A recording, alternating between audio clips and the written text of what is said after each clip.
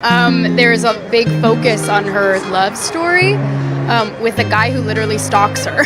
My ass! We all saw this moment coming, especially after Disney delayed the release of Snow White amidst the backlash it received. The strategy was clear: let the backlash simmer down, then attempt damage control to change the narrative around the movie. From a business perspective, this approach makes sense. After all, they need to make money. However, Hollywood publications have now joined in on this effort to shift the narrative around Snow White and Rachel Zegler. In my opinion, they might be doing more harm than good with articles like the one from Taylor Swift. Every time Rachel Zegler spoke her mind, it seemed to make things worse. The issue with what she said about Snow White and Disney fans is that it wasn't necessary, and fans had every right to be upset with her words. This isn't to say they had the right to attack her personally, but they had a right to criticize the comments she made. For many movie fans, her comments were the final straw after years of feeling provoked, labeled as toxic, and witnessing creatives disrespect the source material. Are you Los Boys? Every last one of us.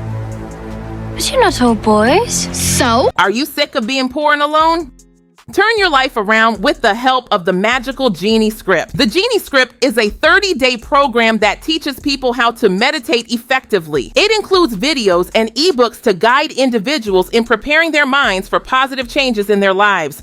The program claims to have the potential to transform one's life dramatically and suggests that successful individuals have used it to achieve wealth and success. So what are you waiting for? Click the link in the description to get Genie Script. The main concern that fans had with Rachel Zegler and this Snow White remake was her remarks. However, I've noticed some media outlets trying to frame this as an attack on her due to sexism or racism, which I find unfair and not entirely accurate. While there is undoubtedly some backlash rooted in bigotry, which is truly reprehensible, the majority of the criticism revolves around what she said, not her as a person. Rachel's comments during the promotion of the remake didn't reflect well on the original Snow White, and many fans of the classic film interpreted this as disrespect. They also perceived her as ungrateful for the role that she received at the young age of 22. After all, she was given the opportunity to portray one of the most iconic characters in cinematic history and was generously compensated for it. Fans felt that her response was disrespectful, and their issue was with her words and statements, not her personal character. It's disheartening to witness some media publications attempting to twist this into a narrative of bigotry. While there may be instances of prejudice, it's important to note that the primary criticism is not driven by bigotry, but rather by fans' disappointment with the comments she made. The cartoon was made 85 years ago,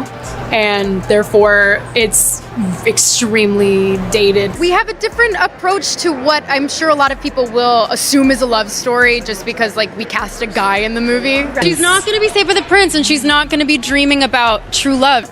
There's a big focus on her love story with a guy who literally stalks her.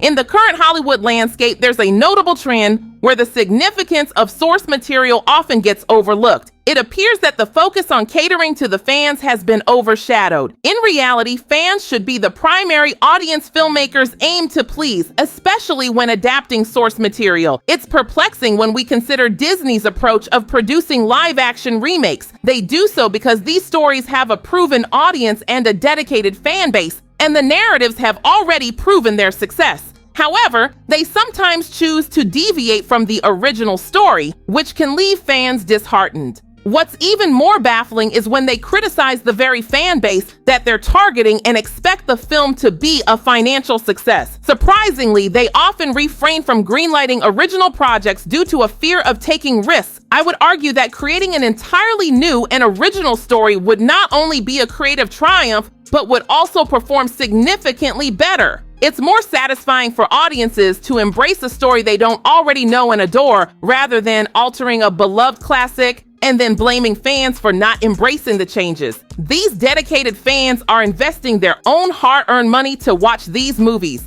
It's crucial to remember that Disney's financial success is largely due to people like us who willingly spend our money on their films and enjoy the magic of Disneyland. Therefore, Disney has a responsibility to do its utmost to cater to the fans. Unfortunately, it seems that many Hollywood creators have forgotten that the primary purpose of movies is to entertain. This is particularly vital when we're discussing Disney movies. Director Matthew Vaughn summed it up best when he said, yeah, as well, because I mean, you do seem to have this kind of inherent obligation just to entertain. It's one of the things I love about your movies, and I mean, this is obviously as exhilarating as well. And just how vital is it that audiences have films of this ilk where they can just go into the cinema and just enjoy themselves for 90 minutes or 100 minutes?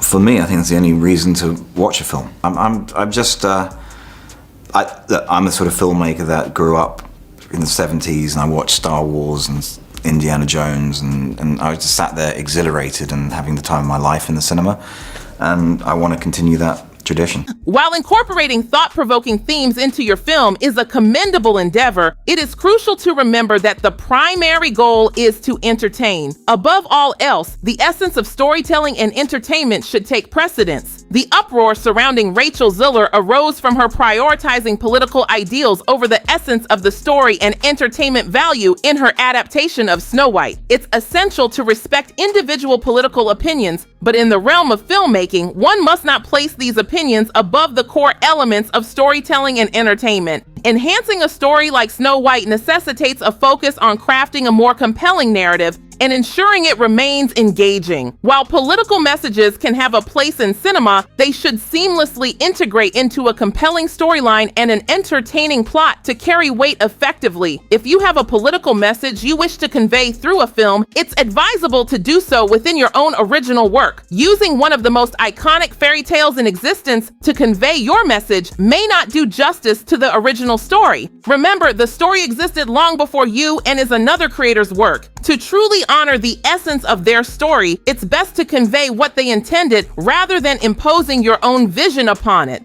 In my opinion, this situation comes across as disrespectful on multiple levels. It disrespects the original writer of the source material, showing a lack of regard for their creative work. It's also disrespectful to the fans of the source material who have a deep connection to the story. Furthermore, it seems to undermine the importance of storytelling in the world of filmmaking. While I focused on the issues with Rachel Zegler's approach, it's worth noting that some of the criticisms directed at her have been quite harsh. I've tried to maintain a focus on what she said rather than who she is. Her statement regarding Snow White in particular seemed unnecessary. I believe that Hollywood's attempts at damage control, as seen in articles like the one mentioned, are not effectively addressing the core issues. I'm curious to hear your thoughts on this situation. Please share your opinions in the comments below. If you enjoyed this video, don't forget to hit the like button and subscribe. I look forward to seeing you in my next video. If I'm going to stand there